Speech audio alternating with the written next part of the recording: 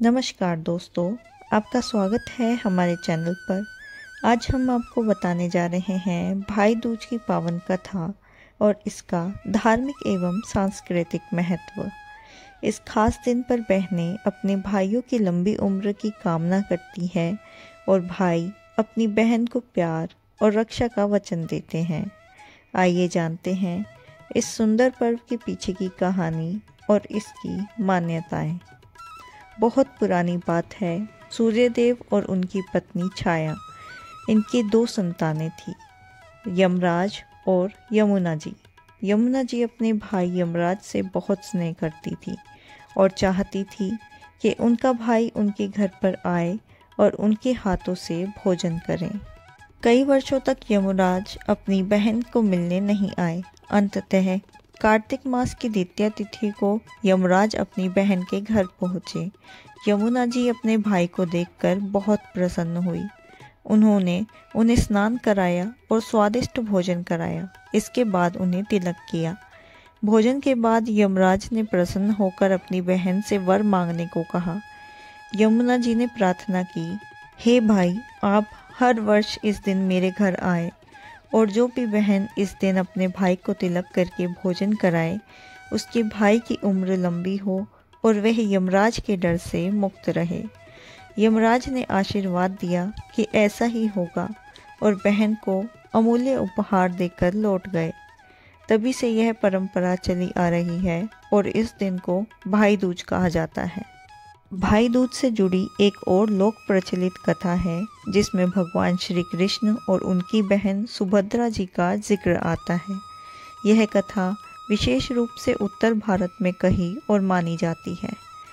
इस कथा के अनुसार जब भगवान श्री कृष्ण ने महाभारत युद्ध में कौरवों पर विजय प्राप्त की और अधर्म का नाश करके धर्म की स्थापना की, तब वह युद्ध के बाद द्वारिका लौट आए। उनकी बहन सुभद्रा जी को जब यह शुभ समाचार मिला कि उनके प्रिय भाई श्री कृष्ण सुरक्षित लौट आए हैं, तो उनकी खुशी का कोई ठिकाना न रहा। उन्होंने तत्काल अपने भाई को अपने घर पर बुलाया।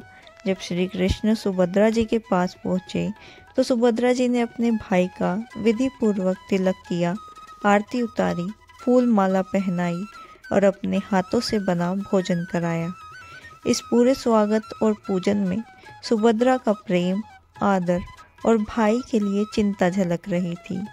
श्री कृष्ण भी अपनी बहन के इस स्नेह से अत्यंत प्रसन्न हुए। श्री कृष्ण ने बहन से कहा, बहन, आज जो प्रेम और आदर तुमने मुझे दिया है उससे मैं बहुत प्रसन्न हूँ। मांगो, क्या वर चाहती? सुभद्रा जी ने विनम्र भाव से कहा, मेरा तो एक ही वर है। जैसे आज आप मेरे पास आए हो, वैसे ही हर बहन का भाई हमेशा सुरक्षित रहे, दीर्घायु रहे और सदा अपनी बहन के प्रेम को समझे। श्री कृष्ण ने कहा, तथास्तु। इस दिन को आज से भाई दूज के रूप में मनाया जाएगा। इस दिन जो भी बहन श्रद्धा से अपने भाई का तिलक करेगी, आरती उतारेगी और भोजन कराएगी, उसका भाई यमराज के भय से मुक्त रहेगा और दीर्घायु होगा।